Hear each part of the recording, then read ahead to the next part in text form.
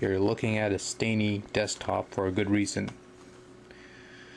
Well, one of the reasons being I was too lazy to clean this desktop, but besides that, I want to show this off. This is a 32-in-1 cartridge for the Nintendo Famicom. The Nintendo Famicom, for those who don't know, is the Japanese equivalent of what we know as the Nintendo Entertainment System, which usually comes in a cartridge that looks like this. No, I'm retreading material from my Famicom collection video. You know what? Bite me. For all I know, there might be some people who haven't seen that video, so... But I won't do it for the other ones. In any case, as you can see here, there's 32 games with 3 repeats, so technically it's 29. But all in all, it's a nice little collection. You know, you have some usual suspects here. Super Mario, Legend of Cage, Goonies, Galaga, Mario Brothers, Donkey Kong Jr., Star Force, just to name a couple. And it's a fairly decent, fairly neatly made collection. So I'm not going to waste a whole lot of time. There's a lot of material to get through, and I might take a few videos to actually look through all these games. So without further ado, let's get this show started, shall we? Okay, so we're going to start off by checking out the menus here, and this is a fairly simple menu that they have on display here. 16 games on each page. So this is side A, which is pinkish, and it just quickly went through side B. But side B, here's side B, 16 games on the other side. So essentially, if you're colorblind, you know, side A, side B, if you can't read, you know, you got the colors to distinguish the pages.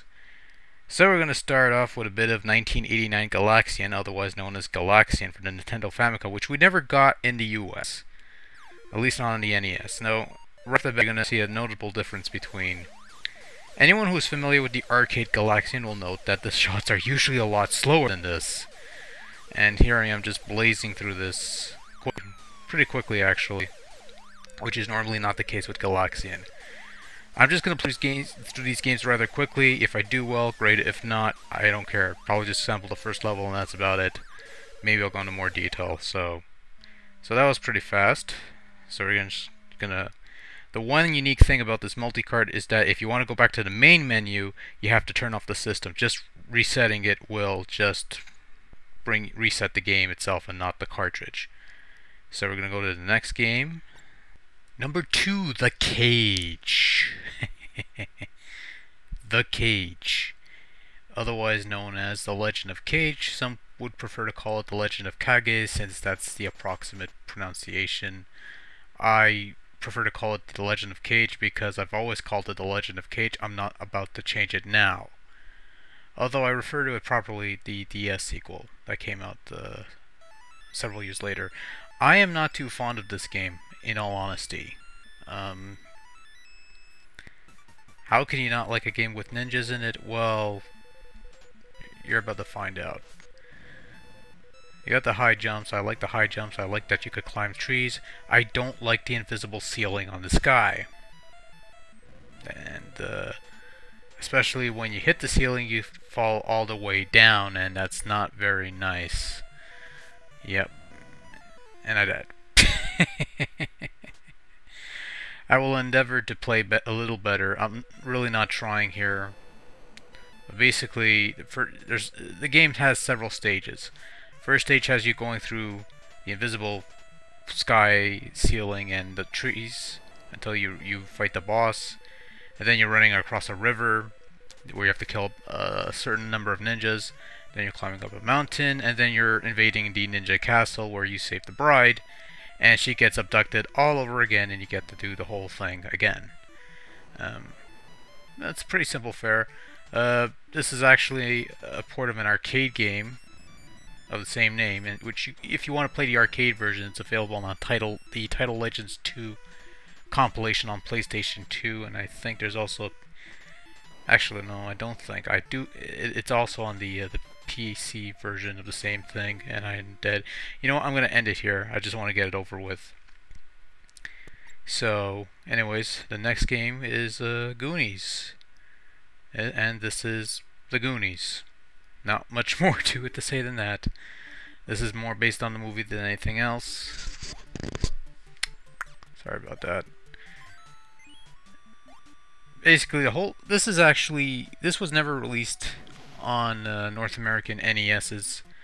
I think it was on one of the NES arcade systems, whether it was the Play Choice or the VS, I don't recall. But outside of that, the only other way you were going to play this at home is if you were to import a Famicom or pick up a Pirate Multicart with. And this is usually a common game to find on these multicart things. It's a pretty fun game for the most part. You go around, you kill rats, you collect bombs, you use the bombs to blow up doors, and you get items. The main object of the game is just to collect keys to unlock the door. You have to find 3 keys, collect them all, and you also have to save your Goonie friends who, all appear the same. In fact, you can't complete the game without saving the Goonies. If you reach a certain level without saving all your friends first, then you have to restart at a certain point again. It's been a while, but it's a pretty fun game for the most part. Anyways, I got the lost key. You have these yellowish rats which turn into squirrels or foxes. I guess that's what they're supposed to be. Anyways, it's like, you could hop around, sort of like Super Pitfall. If you recall that game, you hop around, so at times you'll find hidden items. The only difference being that this game is actually pretty fun, and whereas Super Pitfall is not. It's also a pretty playable game. Now, the funny thing is anyways, this is a more elaborate stage. You see the exits right there. It's a more elaborate stage. I'm going to just play through a bit more, just to show you a bit more of the game. It's a pretty fun game. I might do a full review or commentary on this, because it's actually quite a fun little game. Has its fair share of challenge, sure. No Konami, it's a Konami game after all. But yeah, I found a little item, which I guess a little suit. And you got these white rats. If you kill them, you get a cross, and you get invincibility for a short period of time, or invulnerability. I guess the proper word would be. More life. Anyways, just flashing like that. You get in the skull, you go into a little lair. Just like so. Okay, so I'm going to end it here, because if I keep playing it, it's going to take the rest of the day, and I really want to show you the rest of the games. But Goonies is a good game. You should try and check it out. I might do a full review on that. Anyways, this game needs no introduction, nor does it need a title logo. And you can select your world right off the bat, which is a rather nice feature. Now I'm going to play through this rather quickly, so bear with me. Yeah. Much from there, much from there. You can probably tell the graphics are actually ripped from the Super Mario 2 Famicom Disk System game, as opposed to the regular game's original game's graphics, which is kind of odd considering, but it's better. It's not a big deal. It's pretty much the same game that you've always played. And anyways, I'm taking my sweet ass time. In any case, just to say that I've played the game, so there you go. So that's Super Mario. It's the same game you've played before. Anyways. Ninja Jarabarukit. I guess that's how you pronounce it. Another game that hasn't been ported over to the NES, although it is available on the Virtual Console. Has been for a while. This is another pretty fun game. It's actually a spin-off of an arcade series. I think it's an arcade series. I don't recall. I'm just playing this off the fly. I don't recall details. Details and me playing at the same time, incompatible. Well, I like that. You know, when he falls on top of you, he doesn't kill you outright, but your eyes bug out. So does his. It's a cute little game. Kind of fun. Has its moments.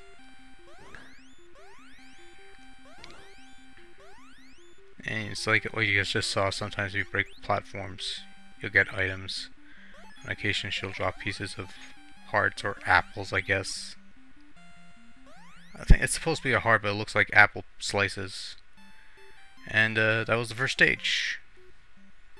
I'll do the tally, and we're gonna start all over again.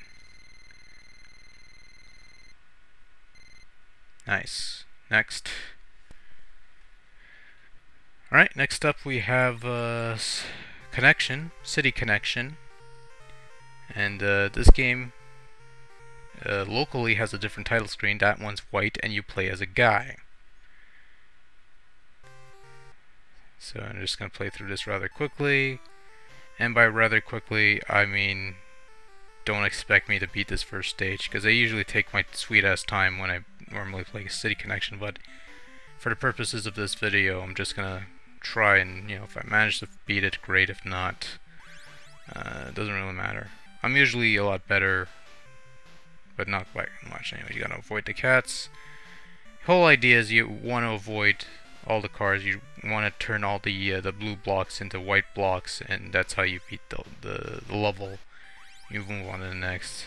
You collect those little oil drum things to shoot cars at. And I ran into the cat, which is something you don't want to do. It's something that's kind of hard to avoid at times, you know, because especially when you're not paying attention.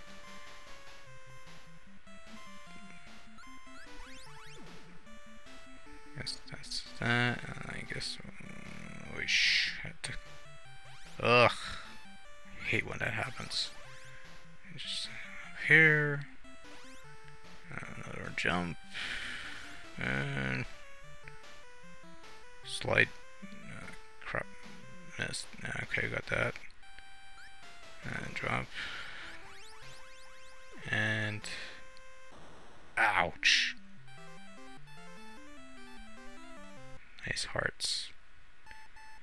And I'm usually a little better than what's on display here. But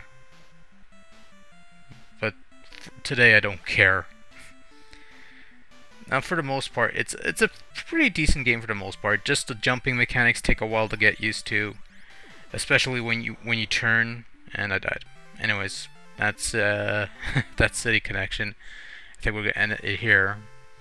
I'm sorry I couldn't give you better gameplay, but just want to get through this pretty quickly. So, anyways, next up we have Bomberman, and it's Bomberman. This is the one that started all. And it's pretty bland, actually. Pretty bland game, to be in all honesty with you.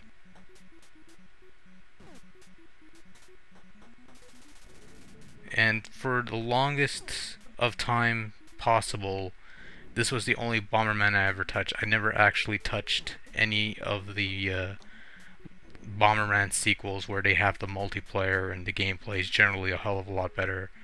Until actually about a year or so ago, when a friend of mine had picked up a copy of Super Bomberman for Super Nintendo.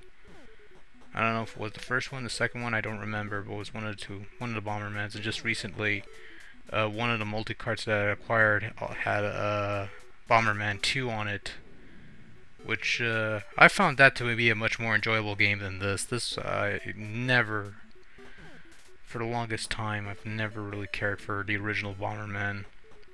Maybe it's just me, I don't know, some people probably consider this a classic or something. Since it is the beginning of a franchise, you know, I guess you had to start somewhere, but I was never a big fan of this particular entry. Especially when you consider that the most notable aspect of Bomberman in its later incarnations isn't even on this. There's no multiplayer on this. You either have the option to start from the beginning or just play. Man, this is taking forever. Okay, you know what?